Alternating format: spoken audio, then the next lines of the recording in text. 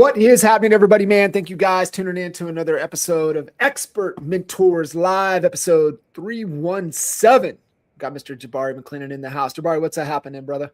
Hey, enjoying life. Glad to be here with you. Yes, sir. Man, glad to have you on. And we were talking before, just kind of catching up a little bit, and just talking about the family and kiddos, and just not taking things for granted, I think is really important, but also really important in this season of business and life and as the world turns that we're in is, I think it's just another, with all the noise that's going on, it's just a good reminder, right? Not take things for granted, be as present, be in the moment as you can. So, man, I'm excited to jump in with you. We can go a lot of different directions. I know we want to really, pay attention to, the attention economy that we're in, and really attention, like you said, is the new asset. So, Jahbari, give us a little bit of context, give us a little bit of background, maybe, lean into the origin story, for you and your business, and then let's get right into the topic. And you're a teacher at heart. You love giving back and teaching. And so we'll talk a little bit more about that, but yeah, kick us off, give us a little bit of intro about yourself, a little bit of the origin story, how we got into business. And then, we'll jump right into the topics. Yeah, no, I appreciate that. Well, Jahbari Maclennan. So I'm right now married to my bride, Shania. Been going on 15 years, got 2 kids. And so some of that actually started back in college. So I'm a former D1 athlete. So I used to play football pretty much up to college. And I remember when I made that pivot, just transition and say, man, I want to be in the business field. Now, at the time when you're in college, most of the time you don't know what that means, right? So but I committed to probably doing sales. And I'm telling you, pretty much any sales job that you guys feel uncomfortable, from door knocking to just all the different type of sales arenas. But so I was successful in those lanes, just in different industries. But a part of that, I was always an investor. So yes. I would know that, hey, I don't have like a retirement, because when you're in sales, you have high months, and you just are trying, being wise about, hey, how do I use the money that I'm getting? Even because as a scholarship, you don't graduate with student debt that a lot of people, I found out more of after I graduated, has. And so me and my wife just started reading up and saying, hey, well, let's invest in real estate. And so fast forward, as we invest in real estate, we end up building a big investment portfolio of over 20 properties, roughly around $3 million as far as an assets that me and my wife had control. And it was just us. And so I knew, in the midst of being an investor in sales, like most people, they say, well, why don't you just get your real estate license and get, commission as you are buying these properties? And so that naturally made sense to me, because I'm like, well, I'm already in sales, so why won't I just, be a part of the sales side and get paid as a investor and as a real estate agent? And so I did that. And as I got into the rhythm of it, it just naturally, like, man, I just need to commit to making this more of my sales business and role. And I think that's where it started for me. I transitioned into real estate as a real estate agent who had a lot of investment knowledge. And that the thing that was interesting to me when I got in this field was, in my mind, when you're in sales, you should own the thing that you're selling, right? That's just, I think, a natural mindset, I think, for you to become good at selling, and because you're more convicted, because you own the thing that you're telling other people about. And I realized, I'm like, well, hold on, you sell how many properties? I mean, you sell how many houses? You don't own any, and you're still renting. And it was, for me, that was like, it didn't make sense, because, like I said, at this time we had owned over about 10 to 12 properties of our own. And when we own the properties, I was like, okay. And when you are an investor, as I always coin myself as an investor agent, you think about time, leverage, and everything completely different. And so as I got into the real estate space, started understanding people don't own the very thing that they have, I think for me, what morphed into that is I feel like there's like this rat race or hole as you become a real estate agent. And what I'm saying is like most people can become a real estate agent but still treat it like it's still a 9 to 5. And Yes. the thing for me is because I was an investor, I'm reading all the books that you can think of that investors, they talk about leveraging your time. And I knew, we think about it in real estate, hey, get more listings, right? Because you don't have to go out and show buyers. But I'm like, I started thinking about it as a higher amount. I'm like, but there's more to it. And real estate, I knew was not going anywhere. And that was the thing for me. The thing that really put me in a difficult place is a lot of my business I had built up in sales, just cold calling, right? And so making calls, doing cold calls, that over time, I'm not gonna lie, it gets very, very hard and difficult to be able to do. And it's not because you can't do it, but I think anybody who's been in sales long enough understand one thing: like you can sell and you can be good at sales, but at some point you got to ask yourself, when am I going to make that pivot from my kind of like sales to CEO? And you don't realize those are two different mindsets. Yes. You said, hey, I need to sell, I need to, make the ends meet. I think about John Maxwell has a book called The Infutable Laws. And it was one of them is called The Law of the Lid.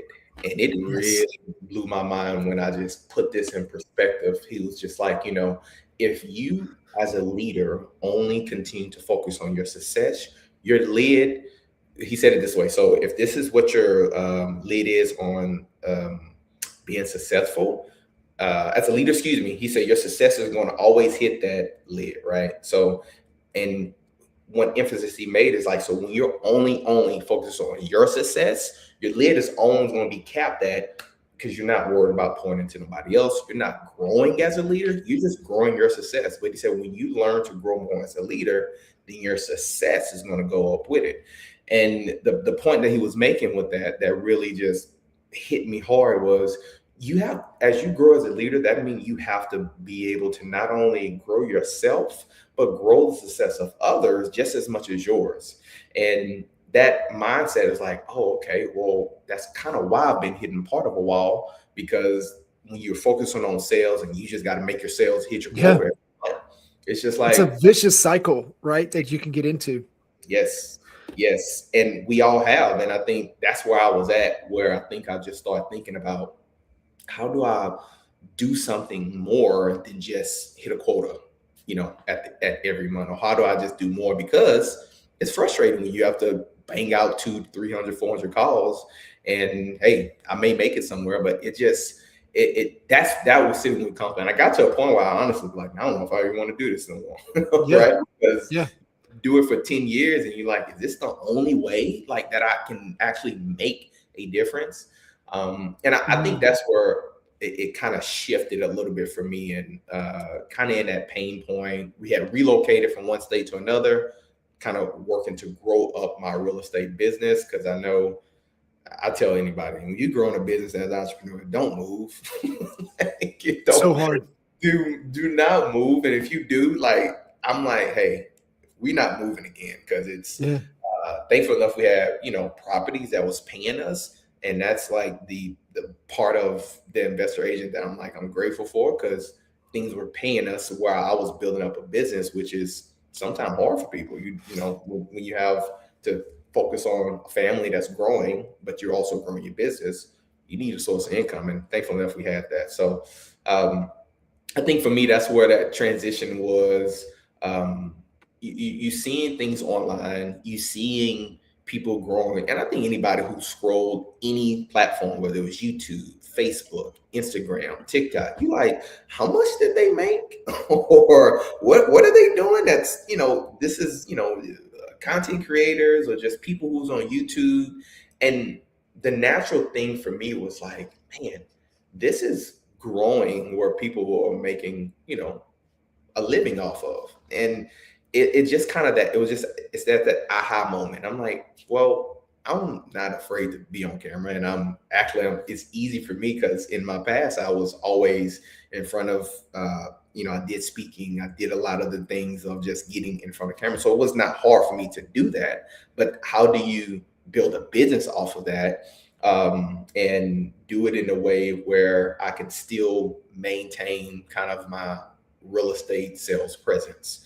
And I think that was the biggest shift for me was I had knew when you click on something online, there was a lot of back end things that needed to happen. There was a lot of automation that was firing off. People know mini chats, people know right now AI bots or just different automations. And so you listen to people like, the Russell Brunsons or the different people, click funnels, and just the system go high levels. And for me, I knew that part had to exist if I was going to have some type of online presence. And so for me, once I understood that, I actually enrolled into a mentorship, just like what you're talking about here, because once you realize you don't know something, you actually have to open up yourself and say, hey, not only do I not know or I don't understand, but I need to learn so that, for me, I can continue to maintain my status in business. And so I remember signing up for this whole system. It was a white label system that was operated by Go High Level, and I started recording videos. I started doing YouTube videos, and it was painful because when you're in sales, sometimes you're used to that real quick hit. Like, hey, I sell something. If I go in and sell, hey, I get a sale in a day or 2 days or maybe a week, depending on what type of sales environment I was in. But this, I had to do a couple of things. I had to record videos, had to edit them, I had to make sure they put them up. I had to do that consistently. But then on the other side, I had to also manage ads. So I ended up setting up Facebook ads. So, and those Facebook ads happen to be videos of me doing the very thing I was doing on YouTube. And so I knew from a sales perspective, like when you get a lead in, you have to nurture that lead, right? Mm-hmm. You have to educate that lead to build trust with you. So what I would end up doing is, when people will come in from the Facebook ads, which is more paid traffic that I wanted to convert, I would send them some videos as a way to say, hey, I am an expert in this area. I'm an expert in what you're looking for. And what I started to see, and this really took over, I think, 2.5 years before I really started revving up. And it's kind of in that middle spot. That's why I actually met you, John, just to kind of say, okay, I'm making headway. But what started happening was this: people would know me, people would recognize me, I would even be like just in any store. I'm like, aren't you the guy with like YouTube? Like, are you the real estate guy? I'm like, yeah, that's me. And so it was interesting because I never expected it. And it just, when people look at you, it's like, you look familiar. And I'm like, okay, interesting. So, you see the numbers when you're posting and stuff like on YouTube and you post Facebook ads. And then I started getting sales from it. I started having people like literally reaching out and say, hey, I want you to help me. And whether it's YouTube or Facebook, also Instagram, because Facebook on Instagram, you start realizing not only people reaching out, but you started making sales and it started to convert. I started getting listings from it. People were only trusting me because they had seen my presence somewhere online. I mean, I had one video that I literally, and this is the thing to today, the one video that did the best was probably I fumbled over my words and wasn't great editing, and it actually got cut off at the end. And I remember when we was like highlighting in class, it was just like, yeah, like it was a 30-second clip, and they were saying, for me, it was an ad on Facebook, and instead of me just creating a picture of a house, I just read the ad and just memorize the ad and just point my camera and start saying exactly what the ad was saying. And I remember that ad alone, probably, I haven't counted it, like how many people converted from that, but I probably would say from my ads running, I probably got over probably 500 leads, just how long I kept that ad up and running. It's crazy. And because on Facebook ads, you have to keep it up, because the algorithm got to understand the people who's interested, the people who's not. And then when I start getting real good at it, and I can go very deep as much as you want me to on John, so you can just let me know. But I think we had end up doing, just from Facebook ads, last year, over about 85,000 GCI, and our goal was 100K, so we had fell short, so we revamped that to get that this year. But we had but the lead count was less, because we started getting smarter with understanding what to say, what ad to put in front of them, and the system, like how to get them on the phone, and get them an appointment, to get them a consultation, to eventually get them sold. And so we have, which I just learned this from inside sales rep, who actually have college students, because I'm in Texas A&M, which is College Station. So if you need real estate here, come here or connect with me. But I talked to the guy who he has a sales hub of college students, and he was saying he worked with other real estate teams. And he said, I told him, hey, I got about 200 leads last year. We sold 10.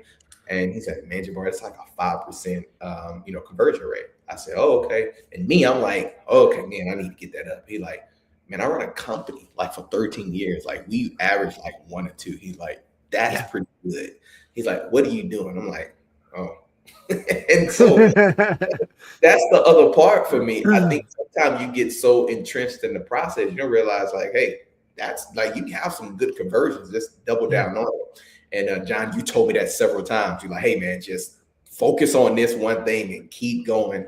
And the ROI was crazy. So it's hard too, right, Jahbari? Because, like, especially when we're trying to get traction, right? Mm-hmm. Especially like you said, I loved what you said, moving into a new market is so hard, right? And when you said that, it made me kind of think, about me personally and kind of personal situations, but also, good friend of mine, longtime friend, client, Kevin Shoemaker. And, Kev's in, Fort Collins, but, they became empty nesters a couple of years ago. So they bought, the getaway home in Sarasota, Florida.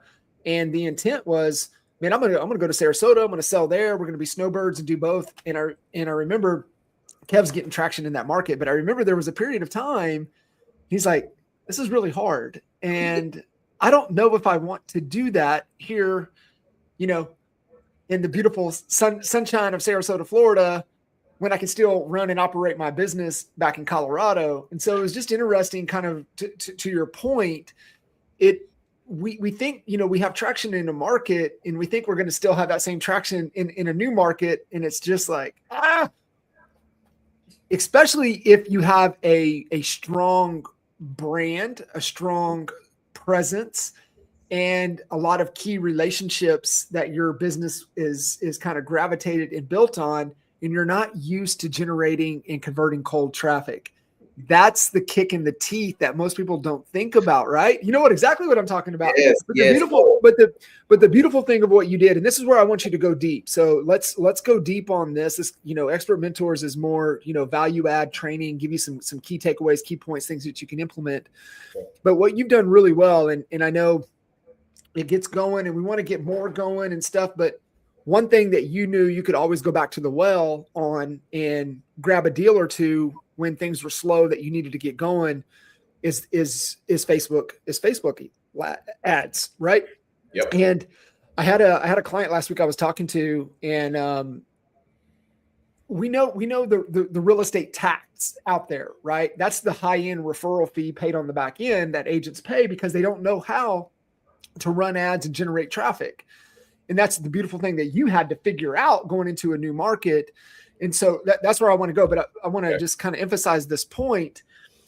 And so you have to kind of like, okay, I gotta have something that's a go-to at any time. I know my offer, I know my one channel, I know the process, right? That's how we get consistent leads, is when we manage and nail all three of offer, one proven channel, and then what's the marketing process. So you nailed your offer, you nailed the channel, Facebook ads, and then you nailed kind of the marketing process that it went into. Yeah. That skill set allows you now to go into any market you want because now you got a way to get into a market. So talk through that, and then definitely I want to touch on a few other things, but talk about the ad process, because that's one way to get away from this real estate tax of the 30 to 50% referral fees that agents are paying through the Zillows, through, all of the other companies that will nail you on that referral piece on the back end. Yeah. So I think it first started with mindset and twofold. Like, I'm in a city that I don't have any presence in.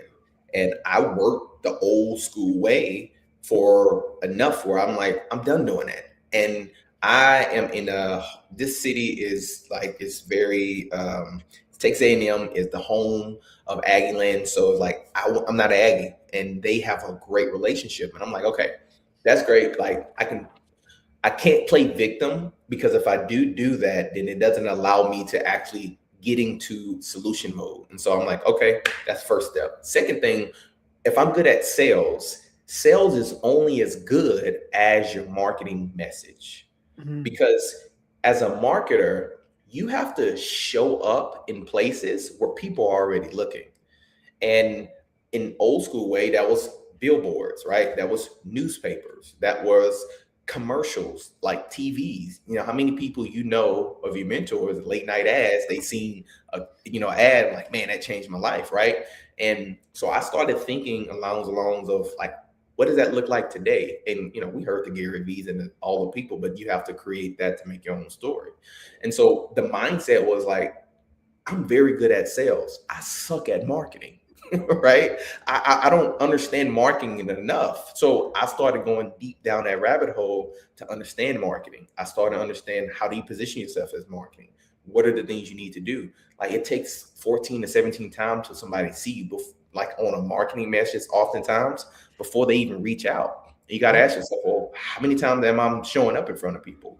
And how easy. The thing that I've realized is that I've showed up so consistent online is that when I now pick up the phone, and it's kind of spoiled me, I'm like, hey, this is Jahbari Maclennan. They like, oh, hey, I know exactly who you are. I'm like, that is the best feeling, because it's like, oh wow, like, then when someone don't know who you are, like, and you have to kind of humble yourself, like, okay, I'm still building the business, gotcha, so I still got to do that, but it allows me to understand, first, that mindset was important, and so I wanted to emphasize that mindset first, because that I had to understand the connection between sales and marketing before I got to the results that I was in. Because if I didn't understand sales and marketing, then I didn't understand what KPIs I need to focus on a weekly basis to make sure that I'm converting, or I'm having the right conversations with the right people based on when the ads come in.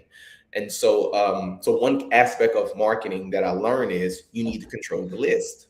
And so I appreciated that my CRM and everything, I had the name, I had the numbers, I had the emails, right? And so even when people would come in, I would send out newsletters every week, because even if I didn't talk to them yet, I was still getting in front of them through their email. I was still sending them text messages. And because I controlled my list, which is oftentimes, look at people like Zillow, look at like every different online platform that we pay into. What do? They don't give you the email. They don't give you the number. They have like a third party or a different type of email or number that they use to control that list. And I knew in marketing, I want to control my list. How do I control my list? Well, I have this database of clients. Now I have to work that database. And then to get even more specific, when you have that list and on Facebook ads, you can start retargeting people. So now that I actually have the names, I have the people, I know they see me. I can get into the data and say, oh, okay, they looked at 25% of this video. They looked at 50% of this video. They looked at 100% of the video, but they didn't click the link. Why did they click the link? Okay, let me retarget a video, or let me retarget a testimony. Let me retarget maybe what I was talking about in that video and a testimony from that. Because now I found a way to be able to drop my my ads costs by, from, I think I had some high ads, but I think the lowest I got on all ad cost was like $1.77. Think about $1.77 to be able to convert a $9,000 or $10,000 lead is actually wow when you put the math together. And so that's how I started getting very niched about how to not only want to convert to people, but start looking at those analytics of people who were seeing my video and in combination of like assets. They were seeing multiple different things and how I can be able to visually see that and convert them to get them on the phone or get in an appointment with them, because now in the back end, I have my AI bot that's communicating for me. And when I'm on calls like this, it's built in my head of different videos, different things that I've done, that it start having conversations with them. So, and I'm still to today evolving. I've done a lot more business just through simply database and started building a team around just have a lot of the ads that I may have not been successful with, we've not converted. I've started pushing them to some of the agents to just continue to talk to them as we continue to show up. So it's for me, and it's a couple things that I can probably get more in the weeds about if you want me to, when it comes to some of those ads and like the KPIs. But I think the thing that I understand out of the ads, like, I mean, I love, the mindset to run ads. If you run ads, like, these are a couple of the non-negotiables. And if you're not willing to do this, then you don't need to be wasting money on ads. What would those things be? Have to review it weekly. You have to review your ads weekly to see what worked, what didn't work, and you don't have to test some things. It's nothing in the ad space is going to be 100% proof. If I sit up here and tell you like, hey, this ad's going to get you a lead, in the next 3 hours, I'll be lying to you. But you got to ask yourself, why didn't I get an ad? Why didn't I get a lead? Was it because my cost or my hook in my video wasn't good enough? Or maybe I didn't have enough money allocated for the daily budget to be able to get good ads in. So if you can't be able to just do the simple things of reviewing your ads and take on kind of the sales, the marketing approach, and even the CEO approach to say, how do I grow this to make it better? Don't do it. And I think the other thing is being able to be able to stop your ads or understand like, hey, you don't have to set a budget amount, minimum $500 to $1,000, and that's on the minimum side to be able to allocate towards marketing. And sometimes it takes up to $2,000 to maybe even $3,000 on marketing a month. And to be honest with you, I haven't got there. That's why my margins are so small, but I convert at a very high level. Yeah. And the reason that that's possible is because I study those numbers on a weekly basis. And one thing that I recently did just a week ago, one thing sometimes when you do ads, you get people, because this is the thing that people I realize don't like. When you do ads, you're like, man, these are people who are, they're tire kickers, or they're people who just don't have the credit or whatever the scenario is. And they just get frustrated. Well, I learned once you start embedding certain things to help you analyze the results you're getting. John, I used this last week. It was Menace, and Menace actually just partnered with Facebook. And what it did in my ads, it reviewed all my ads. And Menace is a execution software, so it actually does the work for you. It said, hey, Jahbari, the ads that you're posting have a very good attention and ratio, but also when it comes to the ads, we're seeing these type of individuals who's clicking your ad. So it said, hey, what we want you to do is test out this ad and say this message. And this message was, people who may have student loans that think they can buy a house, use your testimony, because that testimony that you use in one of your other videos happened to be a pain point for most people who think they can't get a house. And so I said, okay, let me run that.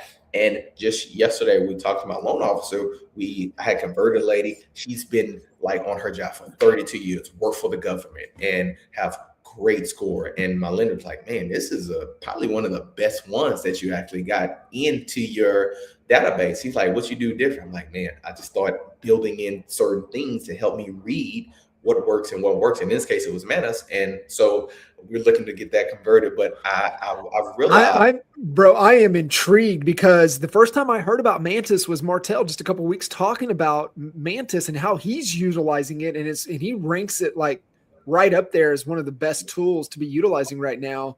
And that's, I mean, thank you for sharing that of how to utilize that tool to really fine tune and dial in. Like, I mean, you've ran ads prior to AI, now running ads with AI. What is the biggest difference? oh my gosh, well, I think you feel that you have to educate yourself about ads, and you do. I think there's a fundamental that you need to understand about ads. But I think about ads and even AI. I learned this from the AI driven book. And he said, you have to be smart enough to understand when AI is wrong.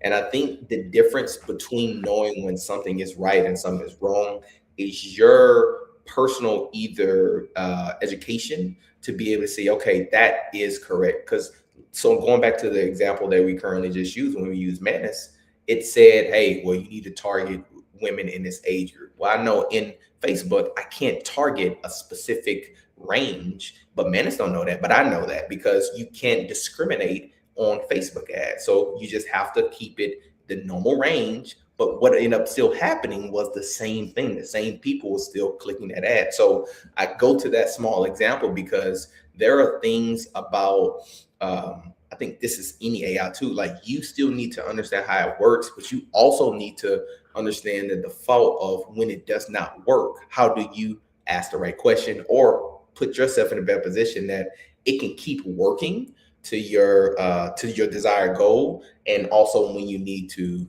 test it out. And I believe this, and I'll tell you this because my wife she's homeschooled and she started building a whole curriculum on Manus this whole week, and so I'm like, wow, that's way cool. Yeah, it is. And my wife is like, you think I'm great. She's the one who kind of is the brains behind a lot of things. She's like, oh, I just figure out how to review all our tax stuff and just make sure it's ready to pass over to our accountant. Last time I checked, man, it's been working for about an hour to just like review everything, and then she has to go in there and review it. So but once again, it still take us to understand what it's telling me and make sure I'm like, okay, that's not right, and here's why I know. So it's a deeper intellectual understanding about your desired goal and how to make sure, okay, this is what I need you to do. And you say, okay, that's not right, and here's why I know that.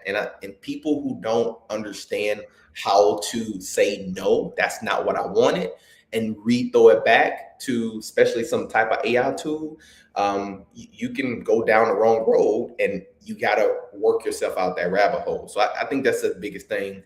I think some people have to be cautious as they are using certain tools like this, like Manus and Claude. Like we have Claude that we use and some skills in there. I got a success story on finding a foreclosure with that one. And so it's just understanding those small nuances when you're using that, especially in the Facebook ad space. Yeah, I think so too. And you're spot on. And I think the word maybe you're looking for is a little bit of discernment, right? To be able to push back. And I think that's where the critical thinking, I think that's where having some experience prior allows you to, hey, this seems like it's on the right track, or this seems a little off. Let me look a little bit. And so it's the critical thinking component, which I absolutely love. And I want to stay right here because, kitchen table last year, when you come into, everything was starting to come out as fast, not as fast as everything's coming right now, but it's just wild to think, over the last 9-10 months, how I saw you in action, utilizing AI in the moment to what's happened, fast forward 10 months to where we're at today. Like, take us into the future a little bit to where you see the power of AI into the future of real estate, of not only business, but more importantly, the hat that you always wear is investor first, agent second. And so like, kind of how are you thinking about the future utilizing AI? So for me is I am a very, I'm not very good at being super, super strategic, like analytical thinker. But I know I can take that advice. And I think what AI has done for me is literally, you know this, John. I have like the mental model built into like a chat.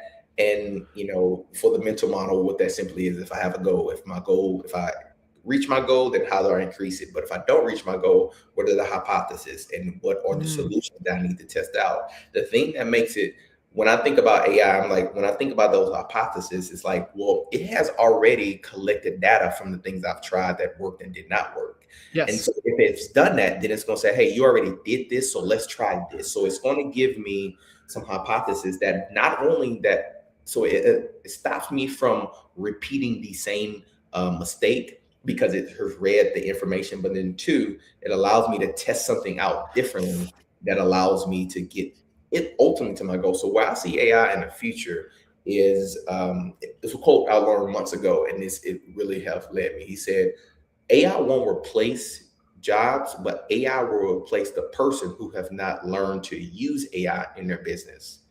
And what that simply means is like, I am going to use everything that I'm not good at, especially very analytical, detailed things, to help make me decisions.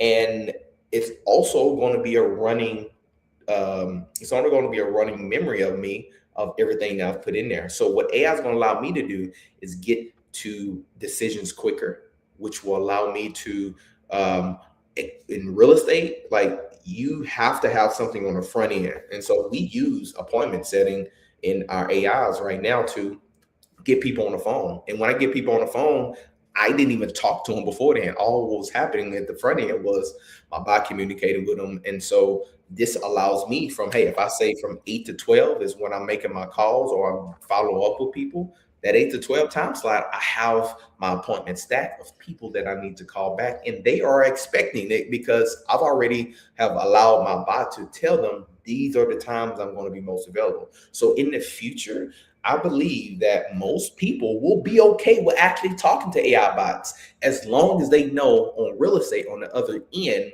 that I'm going to be there. Because here's the thing that AI can do: it cannot empathize with you, it cannot hear you, it cannot see your facial expressions. And I even think to the extent that it can do that, there's always going to be a disconnect because people at the end of the day need people, and people need face-to-face interaction. People need to be able to hear your concerns here. And I think a lot of people are getting scared that AI is going to replace them. No, you just need to grow your skill for human more and understand how humans are wired. And when you understand that and realize that the more that you can probably get the right person in front of you and talk to them, then it's up to you to make sure you know how to convert them, talk to that person, or get them, outside the head. And guess what? Sometimes it takes analytical information to be able to talk to a person who's very analytical. What do? I just create all that in my AI bot. So now I don't have to rack my brain on a lot of the things that I know from a sales process. If I'm dealing with, from a DISC assessment, a high analytical person, I struggle with those people. But I don't struggle as much because now I know the data that I need to be able to present to them. And I think when you think about the future in AI, that's where it will continue to dominate. And I think the people who take too long to be able to start using it, I think over time you have to pay more, right, to get a lot of the insights that AI does give to certain people. Because once they realize you have to use it, you're now so much more depending on it. And where for me right now, I've used it to a certain extent where like, oh, okay, I can figure it out from here. Where people is just trying to understand, how do I figure it out? And that's Yeah. why I believe that's going to be the biggest gap for the people who's waiting how to figure out, and people who's playing around with it, making the mistakes right now. That person going to use less, and what they use is more efficient, as opposed to the person who have to use more just to become that efficiency. And I believe that's going to be a huge gap over time. Yeah, I 100%. How are you thinking about or approaching and having the conversations with your clients, the consumers, right? And it's really not so much the AI, empowered business owner as much as the AI empowered consumer. Mm-hmm. And we were in the room when Eric dropped, like, listen, like the number one customer complaint has always been communication until just a couple of months ago, which is where about a year it's been, the complaint moved from communication to I know more than my real estate agent. How are you, having those conversations? How are you getting out ahead of it? How are you thinking about the AI consumer? So one thing I always ask people, or even tell people when I'm creating content, I said, how many videos have you looked at around just selling or buying a home? And they'll say, well, several. I'm like, okay, how many of mine have you watched? Well, I watched a few. So the difference between you watching just different random videos in mine and is your situation is completely different from somebody else's situation. Yep. And I have to be able to distinguish people because information today is overload. Like me and you I don't have a problem to go tell you to look up how to do something today. What most people have a problem with is having at least enough organized information that's going to fit their tailored specific situation. That's where most people spend the most time with. And so for me, I have to always let my clients know or let them know on the front end is, hey, my job for you is to understand how I can use all this information to make your situation better. And the more that I'm able to do that with some of the tubes and ask enough questions on the front end, like the one I did in the beginning, is I can actually get them the results quicker. And sometimes I have to do some more convincing just to help them see that reality. But I'm no longer trying to, like, you can't take time to guess on how to help people. You got to know people are bombarded with a lot of information. And what generally happens with people when they have a lot of information, they have to build trust with somebody. And if I can't build trust with them by asking the right questions to get them to listen to my viewpoint, then it's not important. But the beautiful thing about making videos and being visible online, guess what? I can actually send you things that I've already talked about in this topic, in this scenario. And what that's going to do over time is build trust with me. So when I get on the phone with you or when we meet, you are already more open to what I have to say. And this is why you cannot not be visible, because if the attention is the new asset, then the more I have your attention on my content, then the more when we get on a phone call or talk, you're more willing to trust me. And so when I'm telling consumers, if they have questions about anything around real estate, I generally will send them a video of me talking about this in depth and then ask questions of like, was that helpful? And then understand if they're still lost in the process so that I can now customize my presentation to make sure that I'm assisting them to get to the end goal. Yeah, it's so good. And hey, one of the things just even here recently, just kind of thinking about when it comes to, the AI consumer is instead of, fighting it, like, why not embrace it? And I was like, man, like, I love that you're doing your due diligence. You know why? Because it makes you a better partner with me in this process. And I think a lot of folks will use it as a combative, like, I know more than you. You're not right. It's like, why not get out ahead of it and be like, dude, I encourage you to do all of your research. Hey, in fact, I would use Perplexity Computer for this instead. Are you using ChatGPT? I wouldn't use that. I would use Claude for this. And here's why. And you know what? Because the more you learn, the more powerful we are as a team to be able to help you accomplish X, Y, and Z, to your point, right? It's so tailored and specific to them. John, you just made me think of a lady last week. We sat down and she was referred over to me. And, I think what we have to realize, like, people are nervous, right? When you're dealing with real estate, they're just nervous. And she had like 2 sheets of paper in front of her. I was like, well, my job of this is to kind of eliminate all the questions that you do have. And as we had our consultation and afterwards, she moved forward and she's on a contract now, like she's taken care of, right? But the thing that she said was when we was in that meeting, I was like, well, what are those sheets? She's like, well, I used chat to maybe think about some questions that I may need to ask you. But you've already answered all of them. That's awesome. That's awesome. And I never even seen the questions. I never asked her what the questions were. again, when you know humans and what, they're nervous. She's a first time home buyer and she's nervous. They just want to be taken care of. And I think that you have to have a self-awareness about yourself and understanding, like, am I doing this for the greater good of this person that's sitting across from me? Or if this is just what's going to benefit me, because people sense that more today than they ever will before. And that's why and that's why I go back to that, the law of the lid concept. If people hear and feel like you just in it, what's in it for me? What's in it for me? Guess what? People now sense that more today than they ever will. And it's like, it's going to be hard to hide that you're selfish and you just want a commission check. And people smell that when you come across like I said, having a commission breath. And so, and the reality is like, you won't make it far when you are wearing that type of lens when you're meeting with people today. So good. Jahbari, man, I can't thank you enough for jumping in here and really embodying the whole Expert Mentor series. And it's just, really giving back, right? Giving back to the community, giving back to Honey Badger Nation. And man, it really is interesting and, embracing, technology, because that you've embraced it at a high level for everything that you do, which is really cool. And I mean, it's right in line where I see we have to be skilled up, to navigate the future. Yes.